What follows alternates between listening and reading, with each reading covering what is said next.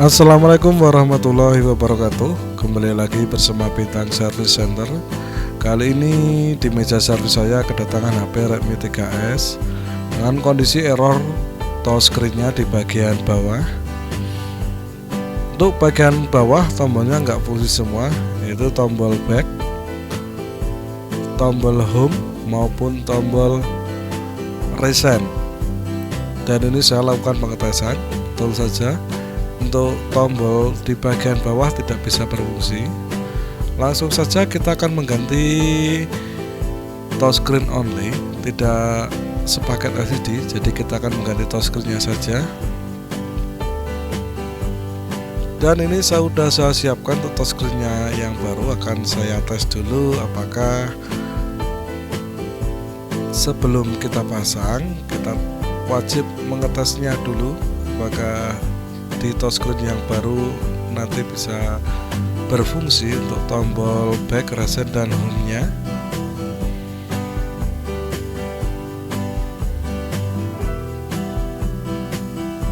Untuk touchscreen wajib untuk dicoba dulu ya.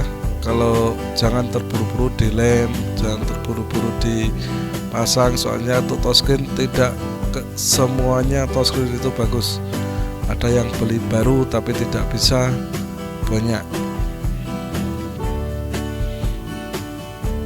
Oke, kita tunggu loadingnya.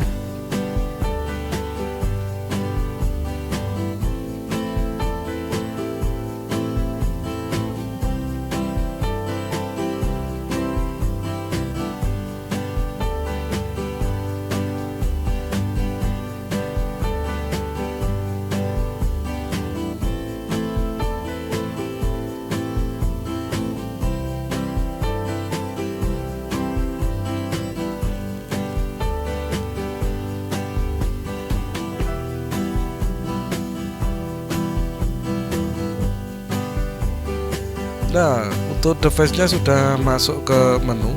Akan saya coba untuk touchscreen yang barunya apakah bisa normal.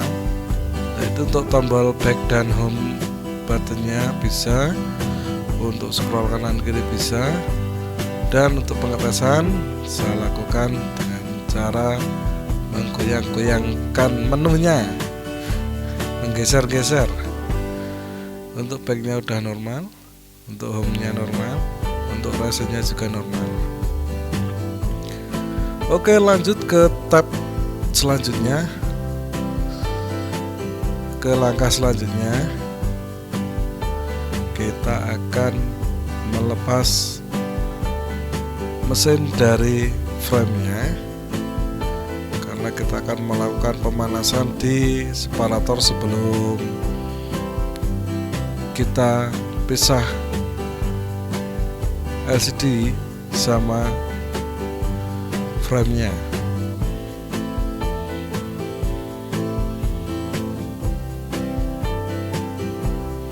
Lepas satu persatu soket-soket dari mesin, harap hati-hati karena fleksibel, mudah sobek. Jadi untuk pelepasan harus sangat ekstra berhati-hati.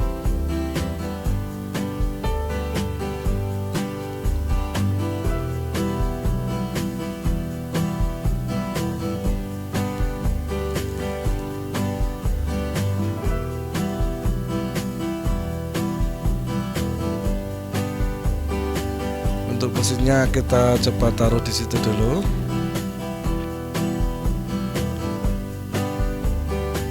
Dan langsung saya putuskan untuk kabel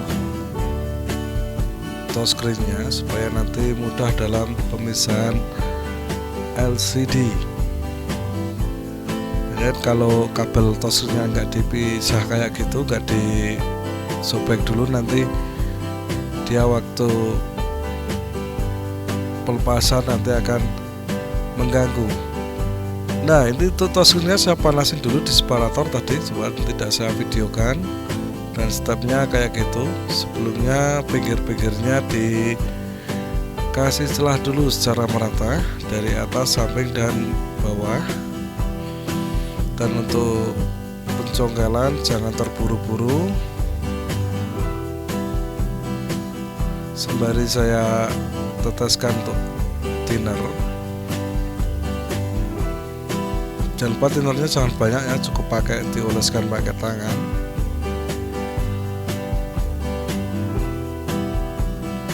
Ya, ambil thinner yang bagusan lah, yang grade A, yang kena tangan dingin itu. Jangan thinner yang buat ngecat.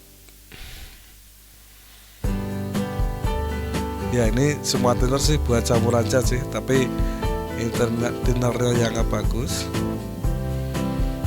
Oke, selalu berhati-hati untuk proses pencokelan kayak gini, jangan terburu-buru. Pastikan untuk diangkat sudah enteng, baru kalau masih ada yang nempel saat keras jangan terlalu memakai tenaga, jadi harus ekstra berhati-hati.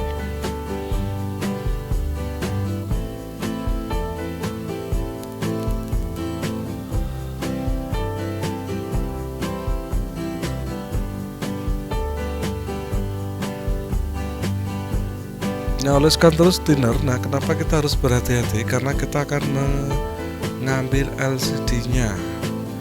Nah, kalau mau diganti full set sih itu tinggal dilepas, masukkan sekalian, kan LCD-nya misalkan kalau sudah pecah. Nah, ini LCD-nya masih bagus, kita mau coba ganti touchscreen only-nya saja, dan nanti untuk kualitas tidak kalah bagus sama yang ori,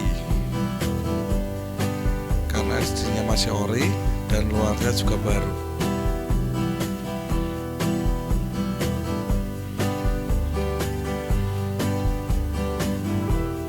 Oke, saya biasanya mengambil bagian yang udah agak longgar dan sudah bisa keangkat dan kelihatan dalam itu batas LCD dalamnya itu udah kelihatan, langsung saya masukkan.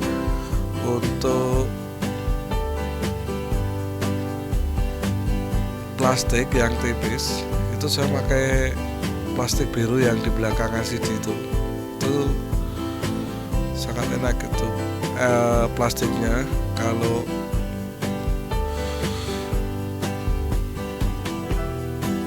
pakai plastik itu soalnya dia nggak ketipisan juga nggak terlalu tebal, dan jangan dipaksakan. Kalau masih sekiranya masih berat untuk dilakukan pembukaan, dilonggarkan lagi, pakai thinner lagi. Dan untuk thinner saya pesan ya, jangan ditumpahin atau apa, cukup dioles-oles saja supaya nanti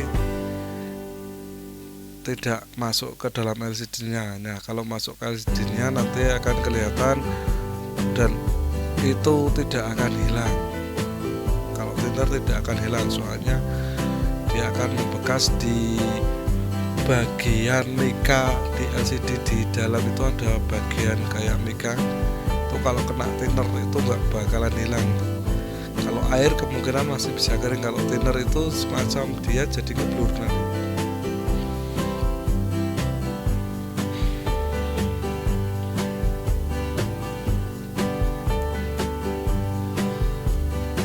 Untuk rekan-rekan para teknisi dan rekan-rekan yang baru belajar, terus berlatih ya, kayak gini tidak serta-merta 1 kali 2 kali berhasil. Dulu saya pernah hampir nyerah karena setiap kali membelah gini gagal. Kalau nggak temong hitam pasti SD-nya pecah duluan. Nah, setelah lama belajar ya feelingnya udah agak terlatih, jadi kita tahu ini nanti bakalan berhasil atau tidak. Itu udah terasa waktu mengerjakannya, wah ini kayaknya nggak berhasil, ini kayaknya berhasil. Jadi untuk pelepasan LCD sama frame biar aman itu butuh ekstra kesabaran dan hati-hati.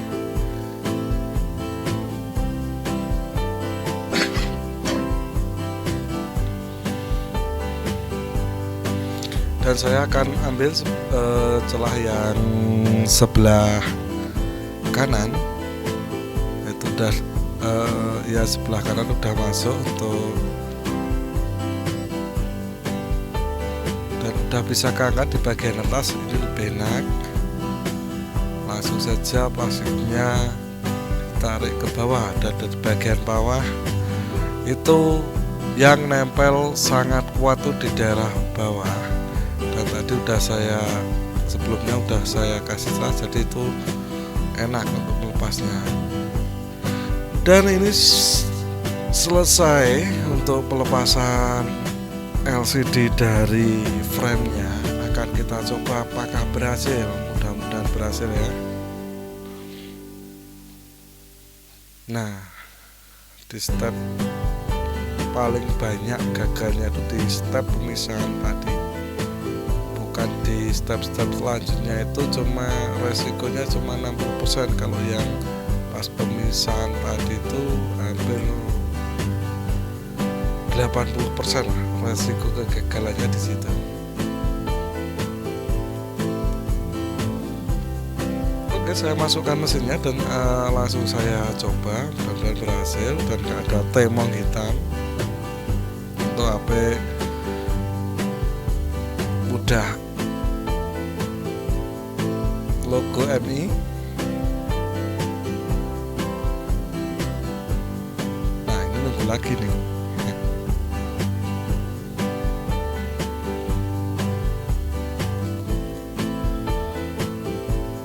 Oke, kita cuma mau melihat bagian layar. Kalau ini udah pasti tidak bisa disentuh karena udah saya potong tadi untuk bagian fleksibel touchscreen-nya. Ini cuma mau memastikan untuk layarnya masih jernih dan tidak ada tompel hitamnya.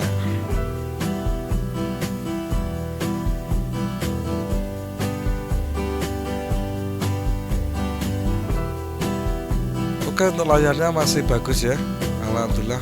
Dan step selanjutnya saya lakukan pemisahan dengan separator, dan di separator ini saya memakai suhu 80 derajat dan jangan lama-lama. Ingat, jangan lama-lama, jangan sampai ditaruh di situ sampai 5 menit atau berapa, nanti pasti akan temong hitam. Dan di situ saya cuman nggak ada 1 menit, saya tempel langsung saya gesek. Jangan 1 menit pun jangan. Jadi untuk velg kalau terlalu lama di sini juga berbahaya guys, nanti LCD-nya temong hitam, apalagi panas bercampur kawat pemisah itu. Untuk pemisahan jangan lupa untuk kawatnya ditarik ke bawah dulu, terus perlahan-lahan. Kalau dirasa itu berat pasti dia kena polaris, tapi kalau dia pas untuk kena lemnya itu akan sedikit agak gampang untuk misalnya. Kalau kena polaris sih harus ganti polaris, itu yang hitam-hitam di lapisan paling luar LCD itu. Kalau kena polaris nanti akan mengakibatkan LCD jadi blank putih dan harus diganti.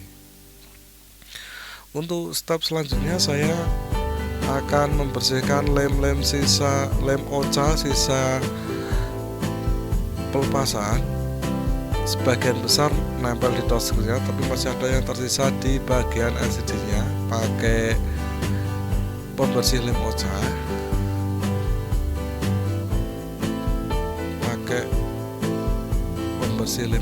ini sistemnya menggulung guys, menggulung lem yang sisa lem yang ada di LCD. Dan cukup sekiranya udah agak bersih, langsung kita lanjut pembersihan menggunakan thinner kembali, thinner grade A. Maaf guys, mejanya berantakan. Memang kalau bengkel memang kayak gini, kerjaan banyak, naruh ini naruh itu.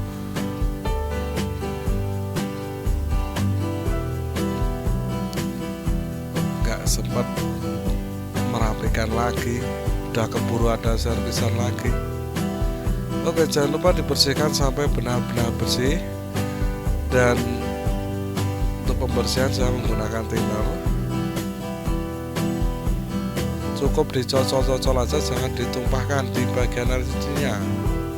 Ini lebih rentan lagi kalau kebanyakan thinner, nanti akan masuk ke LCD. Jadi cuma dicocol-cocol, sekiranya agak basah langsung dioleskan untuk pembersihan lem oca. Jangan lupa ini benar-benar bersih, karena nanti ada step selanjutnya, pemasangan lem.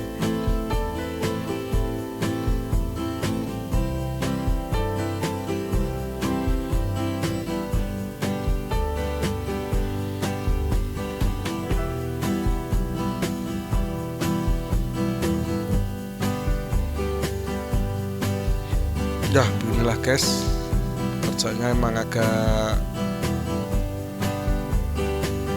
berbelit-belit ya. Kalau masang touchscreen itu harus hati-hati, harus berbelit-belit ya. Nah, teknisi dulu saya juga gak bisa masang touchscreen kayak gini, cuman pengen update skill saja. Saya belajar dan melewati banyak kegagalan, banyak yang gagal waktu memisah, banyak nombok, banyak ya gitulah. Kalau teknisi kalau belum nombok namanya belum teknisi. Pasti semua teknisi sudah pernah nombok guys. Dan ini akan saya coba setelah pemisahan. Kalau berhasil waktu memisah, pasti di situ tidak akan terjadi temong hitam. Resikonya itu cuma dua, kalau nggak ngeblur temong hitam kalau pemisah, kalau nggak malah nggak hidup, malah pecah. Itu resikonya karena kita bermain kaca di situ ya. Kalau LCD kan materialnya yang paling depan sendirian kaca.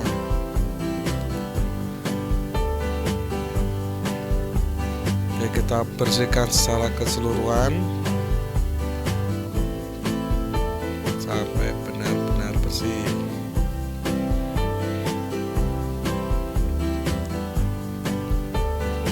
Alhamdulillah untuk LCD masih kelihatan jernih, tidak ada topel hitam sedikit pun.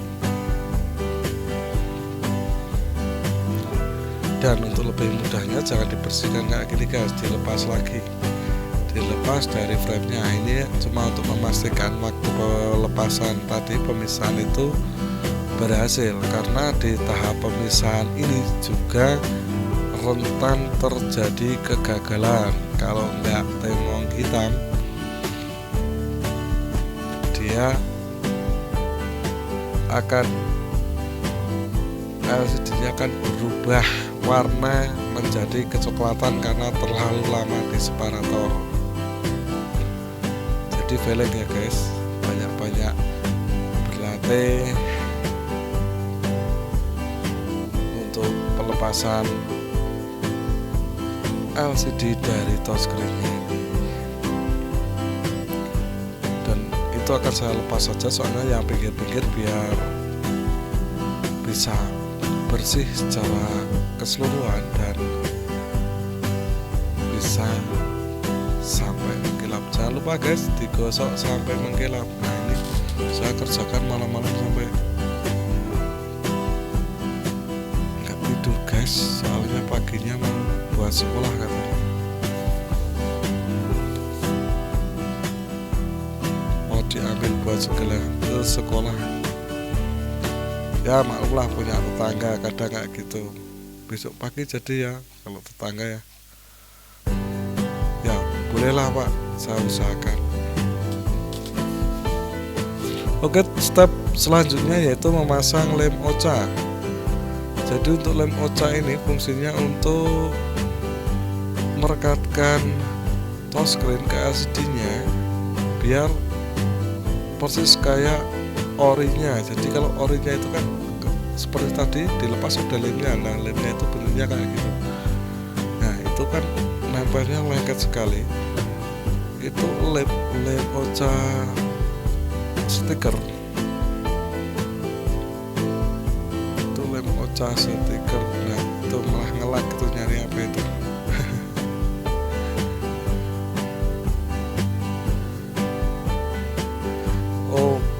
Oke, mengambil cutter untuk membersihkan sisa-sisa lem oca yang ada di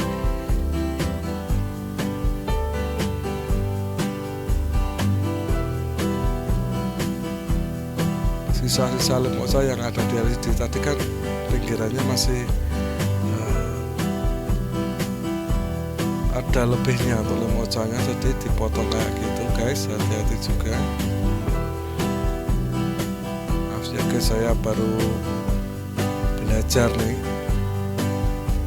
pasal juga masih kumuh, kurang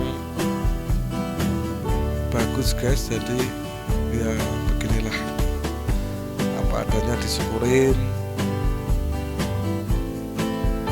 Oke, langsung kita akan memasang touchscreen-nya. Jangan lupa di situ diperhatikan untuk pemasangan touchscreen.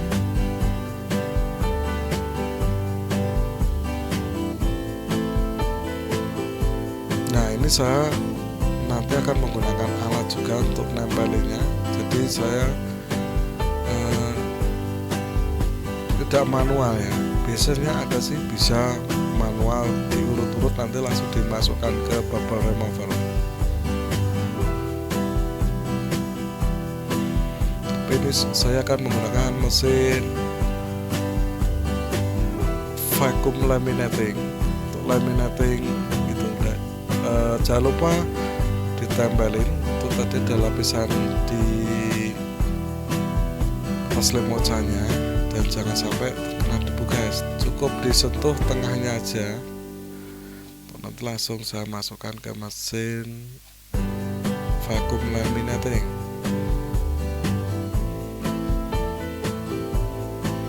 Nah, ini maaf ini kameranya goyang-goyang soalnya akan saya geser. Nah, guys, kerja sendiri. Mesinnya cuma jelek guys, nggak sebagus punya para guru-guru Ocha Master. Tuh, gak ngeblur nih. Apakah ada penampakan? Oh tidak, cuma kurang fokus. Langsung kita masukkan ke mesin laminating. Mesin laminating ini fungsinya dia akan mengepres lem tadi, lem oca yang sudah saya tempelkan tadi. Dia akan menekan, dan itu fungsinya kotak ini dia vakum ya. Berarti dia nyedot sambil ngepres untuk lemnya. Dan ini sudah saya ambil hasilnya kayak gitu, masih ada gelembung sedikit. Langsung kita masukkan ke mesin bubble remover.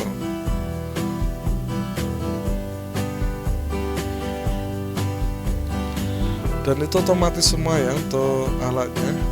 Jikalau dia disetting berapa detik gitu atau berapa menit, nanti setelah selesai dia akan mati sendiri. Begitu juga untuk bubble removernya ini saya setting, karena ini bubble remover saya itu udah gak bocor. Jadi dulu sih cuman saya 5 menit atau 3 menitan jadilah. Sekarang karena di belakang itu agak ada suara mendesis seperti ular guys, gitu. Jadi ini saya setting 8 menit ya,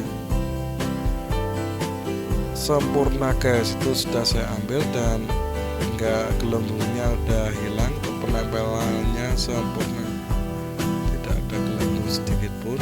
Itu yang gelembung di depan itu cuma plastik penutup touchscreen-nya.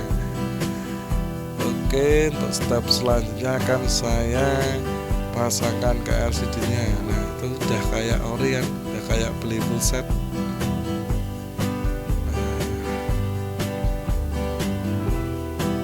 Modal telaten aja guys sekarang kalau nyervis HP. Jangan lupa banyak-banyak belajar, upgrade skill yang dulu nggak bisa, mudah-mudahan cepat bisa. Ya, untuk bisa harus sabar. Setiap usaha itu pasti hasilnya. Kalau kegagalan itu, kalau gagal itu nggak bakal terus guys. Kalau kemarin gagal kok gagal lagi, itu baru jadi yang kedua. Yang ketiga masih gagal, itu anggap aja sebagai pembelajaran. Yang keempat, mudah-mudahan sudah tidak gagal. Nah,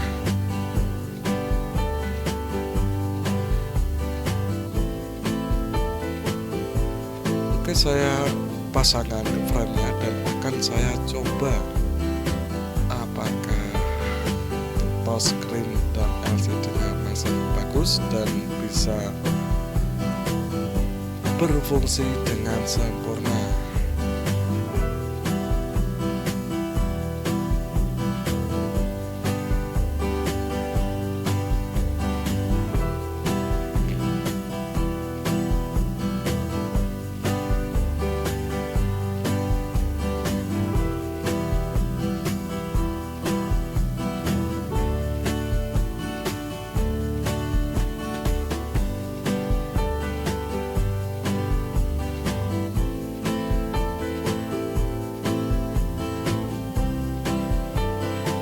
Untuk fleksi dan antena di bagian bawah ya guys dipasang dulu.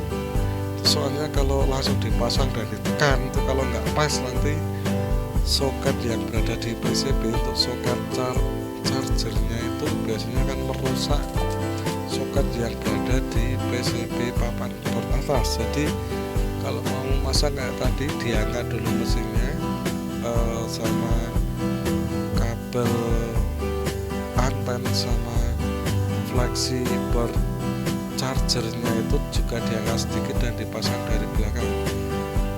Jangan main tancepin mesin dari atas ditekan, itu kalau nggak pas nanti akan merusak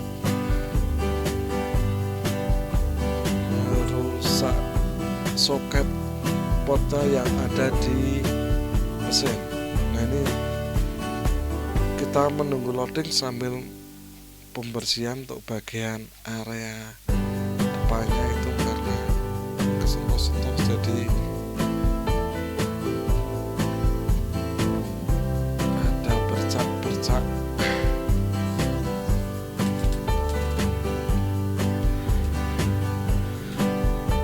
Oke, kita tunggu loadingnya.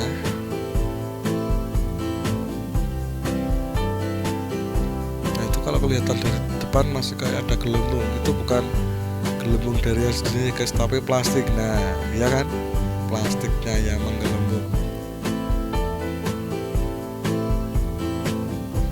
Oke, langsung kita coba untuk pengetesan. Alhamdulillah bisa berfungsi dengan normal untuk resen home dan backnya. Oke, terima kasih sudah menonton video tutorial kami. Mohon maaf bila ada kata-kata yang kurang berkenan. Stay tune di Bintang Service Center. Jangan lupa like, comment, dan subscribe-nya. Thank you.